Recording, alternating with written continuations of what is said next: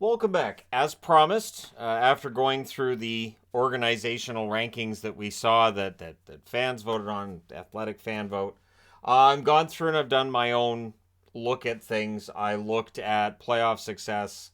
I looked at winning percentage. I looked at prospect rankings and keeping in mind that prospects are going to be low ranked for teams that have been near the top of the standings or at the top.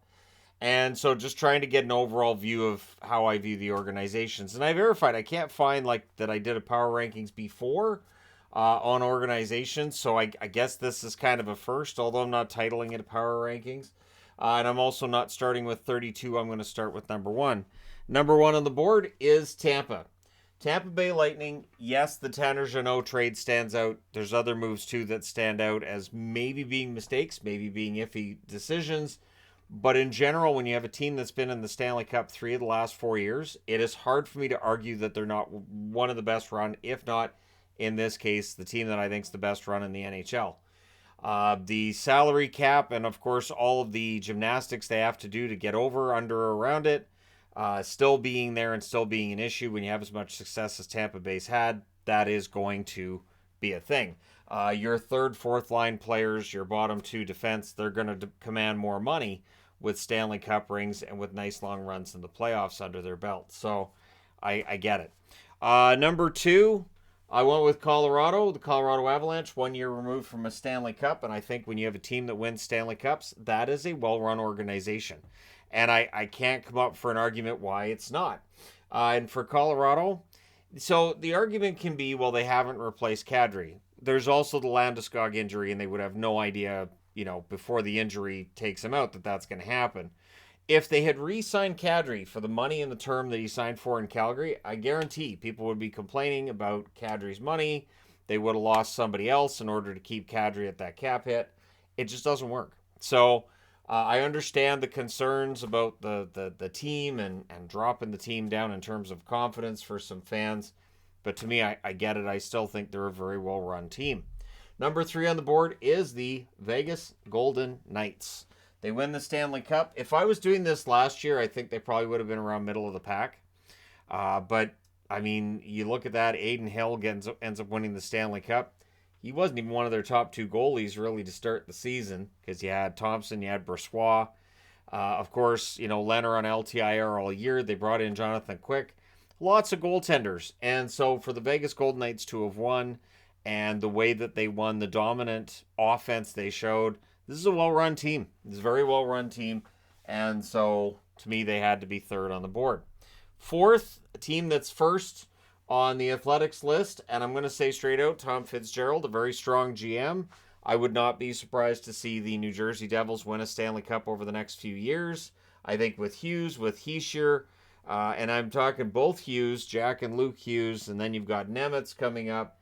This team's going to be a lot of fun to watch for years to come. The New Jersey Devils look like the next one that could really just rule the East. So we'll see if that is in fact the case. The New Jersey Devils, I think at this point, very well run. Quite the jump in the standings last year. And yes, if I was doing these rankings last summer, they would have been probably a lot lower than fourth on the board. Number five, Carolina. So there's been a lot of talk about Carolina and their AHL affiliate and what happened there. I look at that as it would appear that the Chicago Wolves, who are very strong-willed about their team and how it's run, collided with a Carolina Hurricanes team that's very strong-willed about how prospects, goaltenders, everything else is used at the AHL level, and that's going to cause problems. But it does not, to me, hurt their standing as an organization. I think they're very well run. They're very lean when it comes to their front office. When you get into spending in front offices, it feels like Toronto spends a ton on their front office. I'm not just talking about like GM and people at the top, but just in general, a lot of employees. Carolina tries to keep things simple, and I think they do a good job considering how simple they keep things. And now we're seeing the success on the ice. They've got the new lease for their building. This is a very stable organization, very well run. Number six, Boston. The Boston Bruins, not a very well-regarded organization, apparently, by many. And I'm going to say straight out, I know there's Bruins fans who don't like Don Sweeney. They don't like how Cam Neely runs things either. I have had my issues with how they run things. But the reality is, that the results on the ice have been pretty good. This has been a good team for a long time. There's the possibility they drop back this year, but you can't blame management for Bergeron and Krejci retiring. So, yeah, for me, the Boston Bruins are a top row team. And I understand there's people who don't like how they manage their cap. And I know their prospects. Yes, they don't have any blue chip prospects, but that's because they've been very good. They have traded first round draft picks. I know that hurts their standing with some as well, but I understand why they went all in over the last few years. I get it. Number 7, Dallas.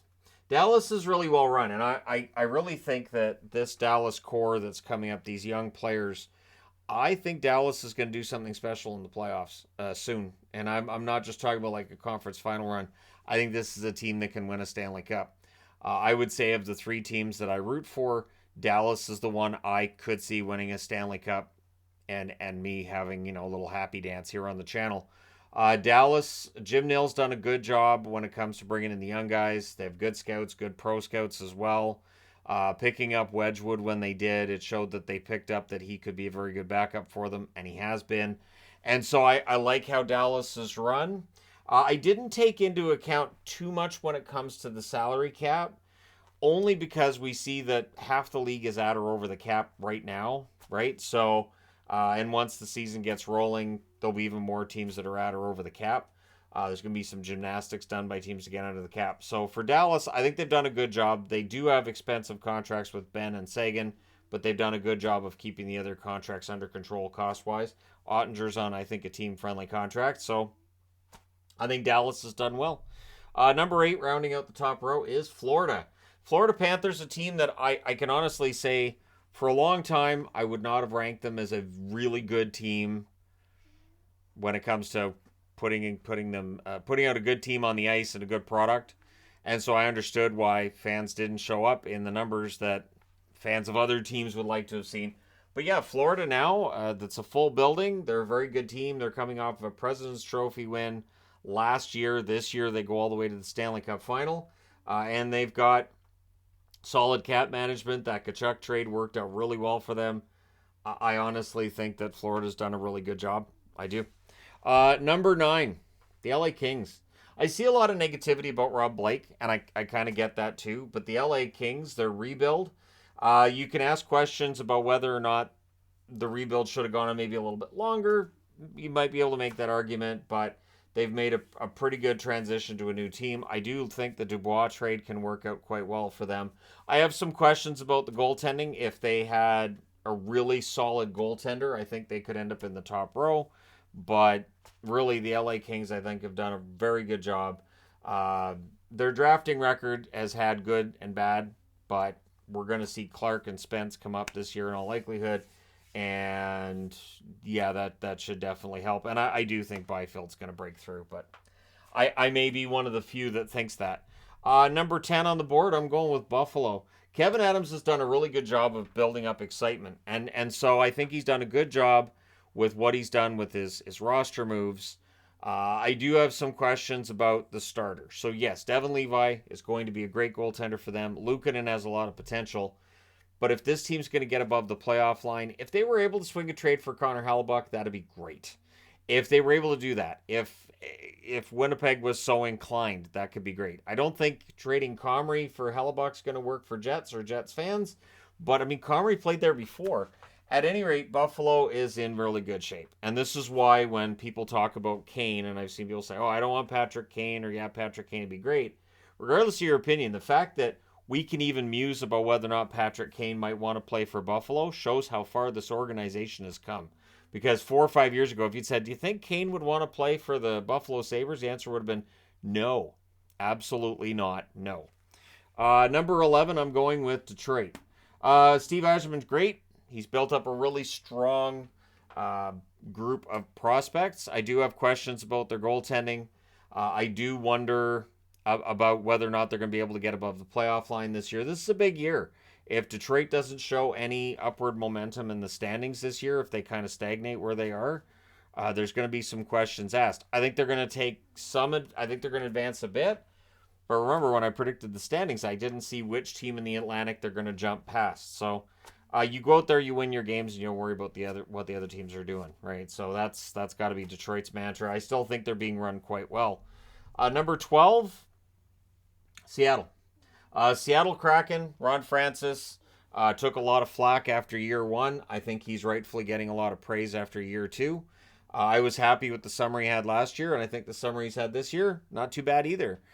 Seattle's in good shape, and the fact that they were in on Erik Karlsson tells you what you need to know. That Erik Karlsson, who's looking to win a Stanley Cup before retiring, even talked to Seattle, and that was even a team that was in the mix.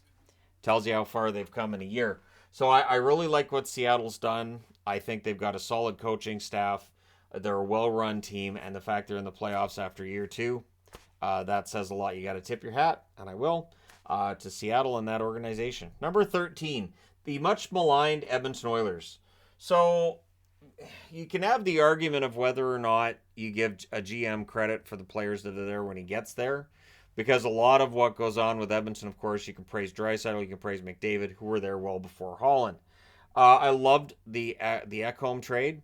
I didn't love the Darnell Nurse signing. I didn't love that contract. But not all the contracts in Edmonton are bad contracts. Obviously, the Hyman one may end up aging poorly towards the end of it. But he had a great year. And Nugent Hopkins had a great year. And I think hiring Jay Woodcroft, you have to give a lot of credit for Ken Holland on that one. And the Oilers are going to be a contender. They could very well win a Stanley Cup in the near future. And so to me, that says they're a pretty well-run organization. So they for me, had to be in the top half. Also in the top half, Montreal. Yep, the Montreal Canadiens at 14. I love what Kent Hughes is doing. I do think that Slafkovsky is going to have a bounce-back year after a tough rookie year. And that this is going to be a dangerous team. Probably 2-3 years down the road, I think the Montreal Canadiens are going to be a dangerous team on the ice, and I think Hughes is going to get a lot of credit for that when that takes place. So I like Montreal. I think they've done a good job. I do, and I think they continue to do a good job. The only thing holding them out of the top 10 for me is we haven't seen where all these prospects are going to land and whether or not it's all going to gel at the NHL level. But right now, things look pretty good. Number 15, Pittsburgh. So Pittsburgh, in bringing in Kyle Dubas and deciding to double down on the core, we'll see whether or not it works, but I've got to admire the courage and the fact that they brought in Karlsson. They stayed under the cap, just barely, but they were able to trade out Granlund's contract, which didn't look like it would be an easy one to trade. Petrie's contract gets moved. I think there's been some good moves made here. You can have the argument about Jari, but Jari, when he's good and he's healthy, he is an average to above average goaltender. And as we saw with Vegas, if you get above average goaltending, it doesn't have to be absolutely fantastic, but you get above average goaltending. And if your attack is lethal, you're in really good shape. So by adding Karlsson, that should add some points for Crosby. It should bring their power play into the top 5 in the league, I would think. Top 5, top 10 at the very least. And so I like what Pittsburgh's done. Number 16, New York Rangers. The Rangers as well, a team that I think takes a lot of negativity for some of the moves they make and everything. But I think the Rangers are run pretty darn well. The retool for them wasn't very long either, but they've done a good job of getting through that retool and coming out the other side pretty well. The Panarin contract, probably a bit high. I'm just going to throw that out there. But again, there's other value contracts on the team, and I think the New York Rangers are pretty happy with their salary structure going forward. And of course, when you got Shesterkin in net, they're going to win a bunch of games. They're going to be a playoff team and pretty dangerous once they get into the playoffs because Igor's in net. Number 17, just outside the top half, is Toronto. I think Toronto gets... so, for me, and this may seem like I'm fence-sitting, I think Toronto's run pretty well. I also think Toronto has made some decisions that if they'd done it a little bit different, might have been better. Bringing in Tavares and then letting go of Kadri. If they had kept Kadri, and no, he wouldn't have got suspended every playoffs.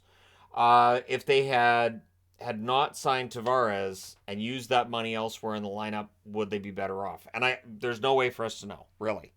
I think that for the Toronto Maple Leafs, there's a really good team here. They should still be top 5 in the National Hockey League in the regular season. The playoff success has eluded them to this stage. And so this is a big year. Changing the GM. I still have a question about the goaltending and whether or not that's going to necessarily be good enough. But yeah, Toronto for me, I can't justify having them below 17th, but I still have them higher up than the rankings that I talked about earlier today. So there's that. Number 18, Minnesota. A lot of credit to Bill Guerin for keeping Minnesota afloat despite buying out Suter and Parise and keeping them in the playoffs. I don't know if they're going to be able to do it this year. I don't know if they're going to be able to stay in the playoffs. And, we'll find out soon enough. I do like the amount of money that Gustafson's got. I don't think that's going to cripple them going forward. And, yeah, Minnesota's going to need production from guys who are paid a little bit less than some of the depth guys on other teams. They may need some young guys to come in as well. Minnesota may very well be a team that once that cap penalty is passed, all of a sudden they move up in the rankings. But for right now, I think 18th is a good spot for them. 19th, Arizona. So the Coyotes are a team that I mentioned this and I'll mention it again here, that the incremental improvement is there. It's probably not as fast as some fans might want, but Cooley's going to be in the lineup this year. Gauthier should be in the lineup this year. You add them as second liners behind a pretty strong first line. They've got some good bargain contracts in free agency. These are players they can rent out at the deadline should they choose to, because a lot of them are one-year contracts. I don't know. I still like what Arizona's doing. I think in terms of most stable franchises off the ice, Arizona would not be in the top 20. But in terms of the overall organization, yeah, I think 19th is a good spot for them. Number 20 is St. Louis. St. Louis is a good example of the what have you done for me lately part of the sports fandom. Stanley Cup in 2019, same people in charge, largely the same people in charge, but 4 years later, and now a team that's missed the playoffs, and seeming to double down on the idea they can bounce back. We're going to find out whether or not they do. But for me, St. Louis ends up in 20th. They do end up in that bottom half. They're not in dire straits or anything, but you do wonder, so are they going to rebuild or retool? Are they going to jump back in? I think 20 games into this season, we'll find out whether or not GM Armstrong, who's right behind GM Armstrong here, because why not have the Armstrongs back-to-back? We'll see what the direction going forward is for St. Louis. I'll say by the end of November, we'll have a good idea for where this team is at. Number 21, Winnipeg. Not a very high ranking for Winnipeg, but again, I'm ranking them higher than they were ranked on The Athletic. I think there's a tough situation in Winnipeg where, yes, players are generally seemingly asking their way out of Winnipeg, but I also think it gets overblown because a lot of these guys, their core players, have good, nice, long contracts. They're well paid. And so Kevin Cheveldayoff, my complaint with Cheveldayoff has often been I don't think he makes the changes he needs to when he should. I think that there's some stagnation that took over the last couple of years. By buying out Blake Wheeler, you clear some of that up. By moving Pierre-Luc Dubois, you probably clear some of that up too. But there's still Scheifele and Hellebuck and what's going to happen there. And it hasn't been cleared up over the summer. So it's going to be an interesting upcoming year. 22 is Anaheim. Anaheim, I noticed they were in the top half on the Athletic list. For me, Anaheim, I can't put them there yet because we got to see how some of these young players play and what kind of advancement this roster shows on the ice this year. I do sometimes look at, how fans are really praising a team, and sometimes it's just the amount of prospects and the amount of draft picks. And they're like, yeah, look at all these draft picks and prospects. But you still have to have the veterans to tie everything together. You have to have a good roster with a good mix. You can't just go out and get a bunch of young guys and go, there we go, done, we're all finished. So it's the overall building of a team that I keep an eye on, and I think Anaheim is still in that rebuild process. They've got some really good prospects. We'll see how many of them break into their roster this year. But for Anaheim, I think 22 is the right spot. Or else I wouldn't be doing this, right? 23, Nashville. Just imagine I do one of these ranking videos, and about 25th, I go, you know what? All these are wrong. And then just change them all around. Now, there's going to be people who want to see that. 23 for me is Nashville, a team that made it to the final in 2017. And since then, it's been a slow drop for this team. Buying out Duchesne, trading Johansson, probably the right moves, but this is a team that I don't know if they're going to be stronger this year on the ice or not. A lot of it's going to depend on Forsberg returning to health and what he's able to do. So, yeah, for Nashville, for me, I think I can find reasons to put the other teams ahead of them right now. I do feel like Nashville probably headed into a rebuild sooner or later, maybe on the sooner side. I just always, I like getting a chuckle out of reading articles on how, maybe they should trade Saros. Not going to trade UC Saros. That's insane. Number 24, Ottawa. The Sens, I think Dorian got a lot of praise last summer, and then things didn't go the way that they were expected to. Expectations were just too high. So for Ottawa coming into this season, I do have questions about the goaltending. I do have questions about the maturity of that blue line and how it's going to work. And so I don't know. I don't know if Ottawa's going to get above that line or not. I would be very happy if they did. But until then, third row, end of the third row for the Ottawa Senators. 25th, Chicago. So I watched on that list today as they went from 30th to 15th, and I get it. So I'm going to put them at 25th. They do draft Bedard, which was a no-brainer. And they do have some good prospects. However, while I like Luke Richardson behind the bench, I wish him the best there. I don't think we have any idea yet for what this team's going to look like coming out of whatever this rebuild's going to be. And how long this rebuild's going to go on is up in the air. So I can't have them above the fourth row at this point. I just feel like that's a bit premature. So just one man's opinion on that. 26th, Washington. The Capitals looked kind of old last year towards the end of the season. Now understanding they sold at the deadline. The Capitals have a new coach. The Capitals seemingly doubling down on the idea that they can get back above the playoff line, bringing in Pacioretty. I just don't know that I see it. I see a team that, Backstrom's older. Ovechkin might be finally showing some signs of aging. I know that sounds crazy, but we'll see whether or not he can get above the 40-goal mark. He may end up at 30 goals. And again, at his age, 30, 35 goals is really, really strong. It's just we're spoiled at this point when it comes to Ovechkin, right? So a lot of it may rely on Ovi, but yeah, the Capitals in the bottom row.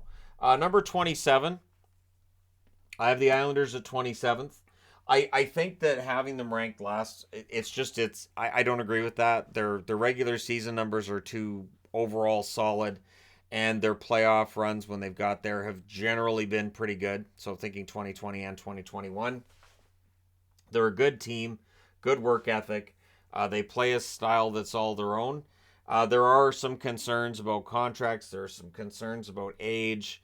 So yes, there are reasons to have the Islanders in that bottom row. I'm not going to argue against that.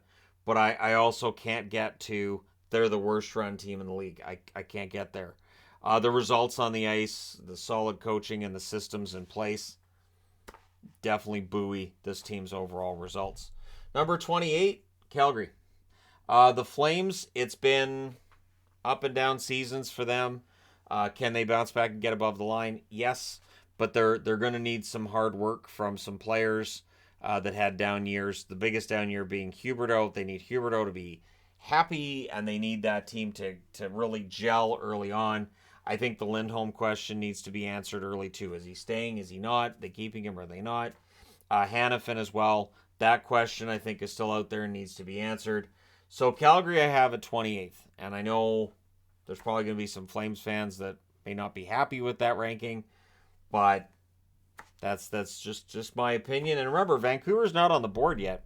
And Vancouver still won't be on the board at 29th because I have Columbus there. So Columbus goes out. They get Provorov. They get Severson. And things should get a little better for Columbus, but how much better? I don't think they addressed the potential for issues in net because they've had issues in net for the last couple of years. Korpisalo was the goaltender with the best numbers of the three goaltenders, and he's the one that's gone. Now the starting goaltender in all likelihood for Ottawa. I say all likelihood because Anton Forsberg's still there. But Columbus, there are still a lot of questions. And so for me, I think 29th is the right spot. Plus, they haven't been in the playoffs in a while now either. 30th, Philly. I do like what Philly's got going right now. I think with Drury, things are going to get a lot better. I think that's why they moved up on the fan vote this year. But there's still a lot of work to do. There's a ton of work to do with the Philadelphia Flyers in order for this team to really and truly not just go into a rebuild, because the teardown's relatively easy, but then trying to navigate what's next. And so for me with Philadelphia, we'll see if they end up moving up this year. But yeah, 30th I think is the right spot for them. 31st, Vancouver. The Canucks, did they fix their blue line this summer? There are Canuck fans who think they did. I am of the mind that while it should be improved, I don't know how much. And that penalty kill got better when Tocchet took over, and then it kind of started to have some issues again later on. The penalty kill could very well decide just how quickly the Canucks rebound here. But this is still the team that left Boudreau hanging out to dry. This is the team that there's definitely some concerns with player management and all of that. So I want to be optimistic with Vancouver, but I have them 30th, 31st on the board. And at 32nd, San Jose. The Erik Karlsson trade, I will give them credit that they didn't retain as much on Karlsson as I had expected that they would. I thought they'd have to retain half. That's not the case. But they also took on Hoffman. They took on Granlund. They took on Ruda. They took on money in order to get rid of Karlsson. And, of course, when they traded Timo Meier, there were a lot of people, myself included, felt they didn't get enough back for Timo Meier. That may have been the best offer. That may very well have been the best offer. But, again, we can look at that and say, man, there's got to be some other, and it's easy to be a Monday morning quarterback, but it does look like a trade that maybe if they've been able to figure something else out. San Jose, of course, in the midst of a rebuild as well. I'm not saying this as any insult to Mike Grier. When I'm talking about the organization, it's not just the GM. And to me, it's not just the scouts. It's a lot of things. It's your on-ice results. It's your contracts. The GM does come into consideration for me. And, you know, that when you get in the playoffs, how do you play? All that fun stuff. So that's basically how I went through this. I went through a bunch of numbers. And then I also included, you know, my feeling about the franchises going forward. And that's always going to be in there. That subjective side will always be there. So let me know your thoughts in the comment section below as always. Which team do you think has run the best? Which organization from top to bottom do you look at and say, that's quality? Let me know your thoughts. Hit like and subscribe if you're browsing your way through. You just happened upon this video. Thank you guys so much for watching, for your support, and I will talk to you again soon.